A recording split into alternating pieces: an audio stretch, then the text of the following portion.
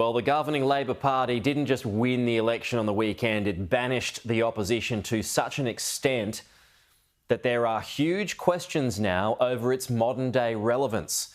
Joining us live now from Canberra is the Deputy Prime Minister Richard Marles. Richard, good to see you this morning. Thank you for coming on the program. First of all, congratulations to you. Thanks, Pete. It was an extraordinary night and one that every Labor supporter will remember for the rest of their lives. So, I mean, it's been said that the result was more a protest against a poor opposition rather than the government. What do you put the size of that margin down to? Well, I don't think that's what it was, in the sense that I'm not sure in the history of Australian politics anyone's ever kind of voted on the basis of that. Look, I think we put forward a positive narrative to the Australian people about what we wanted to do in the course of this term, having come off a term where we had provided stable, responsible government, responsible management of the budget, 2 surpluses, responsible management of national security and our place in the world. I mean, repairing a whole lot of our relationships around the world, increasing our expenditure on defence. All of those are getting the basics right and doing so in a completely united way behind Anthony Albanese, and that unity is fundamentally underpinned by Anthony's decency. I think one thing I would say is that, you know, Anthony throughout his life has been consistently underestimated. We know in the Labor Party just how significant a person he is, the experience, the judgment that he brings to bear, and the Australian people could see that as well. And I think this was a significant endorsement of that. What's the first point of order now, Richard? What's the first thing you want in the bag that you want done?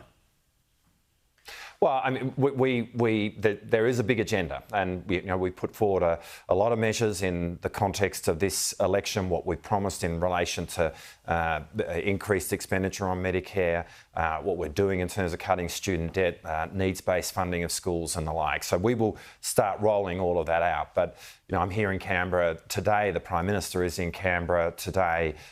We need to be working out the immediate moment, and that's getting through the process of selecting and then putting in place the ministry and the government, and all of that will be done. The Prime Minister's made clear he wants us to get on with that and do so pretty quickly. Will your roles change at all? Well, I'm very mindful of the propriety of how this plays out. So, in a sense, I think that's ultimately a question for the Prime Minister. But let me perhaps say this. I mean, defence is the portfolio that I chose last time. It's what I really love doing. And actually, I think the Prime Minister did address that question during the course of the election campaign. OK, so you don't have an opposition for the foreseeable future. The Greens are also out of the way. So you likely have clear air until the 2030s. Is the party's only danger now itself, perhaps overconfidence? Well, I mean, for starters, I don't see, we don't take for granted anything like the time frame that you've just said there. What we will do is go about our business in a really professional, methodical and sober way. We don't want to get ahead of ourselves in that sense. I think we took a set of propositions to the Australian people. That's what we will now seek to carry out. And the fact that we have won a significant majority really doesn't change the mandate. The propositions that we put before the Australian people are what they are, and that's what we will do. I think sticking to the basics and getting things right in that way is actually what Australians want to see. I think we saw an endorsement of that, and that's what we will continue to try and do. But with that sort of cushion now, does it open up a discussion for bigger reform, such as raising the GST, indexing tax brackets, or even the Coalition's gas reserve policy on the East Coast? Well, I think firstly the Coalition's policy was a joke. We took to the Australian people a set of propositions. That's what we will seek to carry out. We're not about to change things because of the number of Labor MPs that were elected on Saturday night. There's a fundamental contract, in a sense, with the Australian people, which is what we put forward and what we said we'd do and what we said we wouldn't do. And that's what we will go about, and nothing there changes.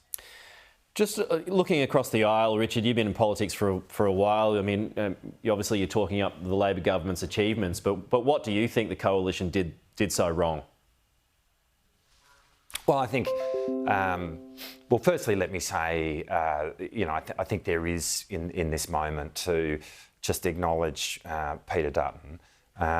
He, obviously I have different views about the world to Peter Dutton, very different views, but he's a decent person and he has served for 24 years in the Australian Parliament. He's been a minister in successive governments, the Defence Minister, he's led his party. He has enormous achievements that he can feel very proud of. And as he leaves the Parliament, obviously in difficult circumstances, I think there is room for all of us to feel for him and to just acknowledge the contribution that he's made to Australia. And he, I hope in time, has the opportunity to feel enormously proud about what he has achieved, and he leaves with an enormous amount of goodwill from so many people across the Parliament.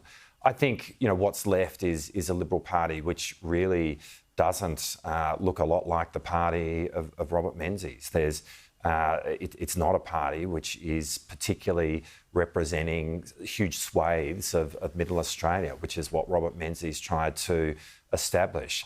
And there's lots of indications of that. I mean, you can look at the seats of all the former leaders of the Liberal Party. Barely any of them remain in the Liberal Party's pile. That should be heartland seats like Kooyong and seats like Wentworth, Warringah. These are seats which, when I came into politics, you just kind of automatically put in the Liberal pile. They're no longer there.